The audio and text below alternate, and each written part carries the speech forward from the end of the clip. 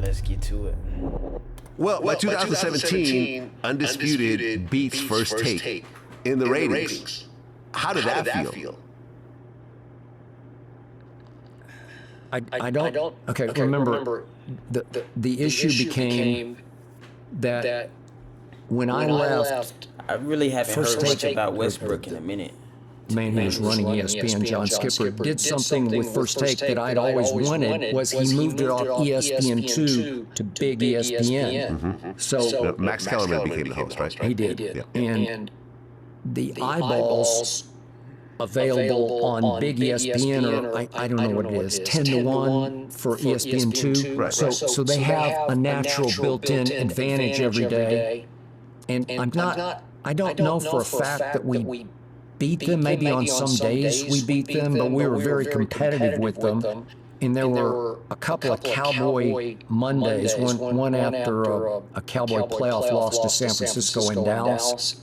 That we just shattered our Skip our really rating been knowing the record, game. and I don't know if it beat them, but it Every was part about the game, it was really good. I still they gave me a plaque for it that I have in my living room. So the point was hold on. we were really good, and we were a threat to them, and we made FS1 viable. We made it a thing. We made it a talking point for the national media. So of that, I'm proud.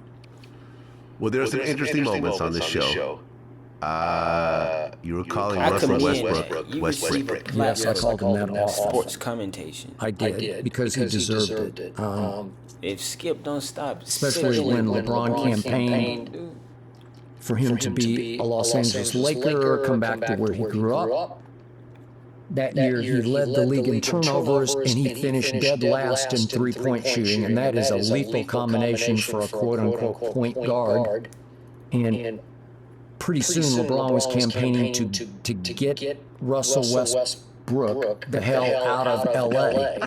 And You force yourself to say it right. I know, but I'd started calling him that back in his Oklahoma City days because he was a horrible three-point shooter and a high-volume three-point shooter. And it got so bad in his year and a half or so with the Lakers. I don't know if you remember this, but at Staples Center, when he would go up to shoot a three-point shot, the whole you could just hear the like, oh no, don't shoot.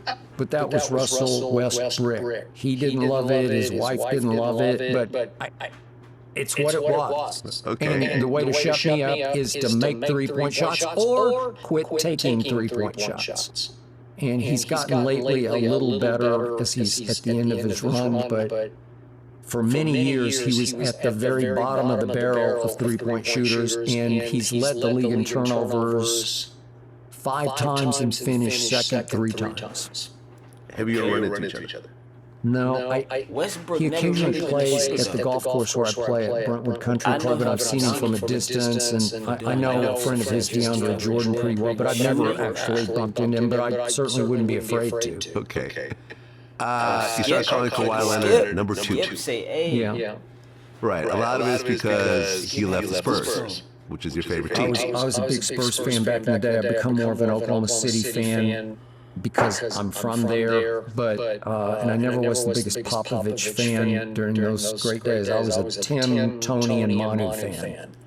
And a Kawhi fan, and then he quit on the Spurs and sort of quit his way out of town, went to Toronto, won a championship, and it was just hard for me to stomach. So because he wore number 2, I thought very cleverly I started calling him number 2 as in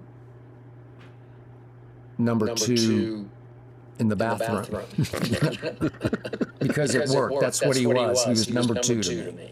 So, but I've come around on Kawhi as a Clipper. I'm still a fan of his, and he's still a great player who works really. Skip. That was cool.